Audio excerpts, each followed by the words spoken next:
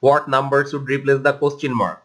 78, 243, 29, 16, 74, 14, 32, question mark 22.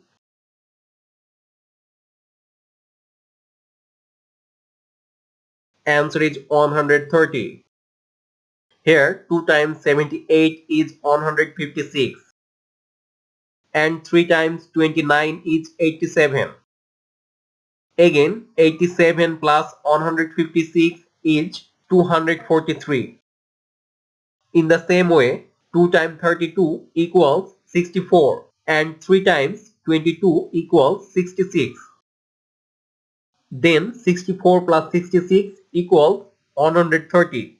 That is the answer. Thank you.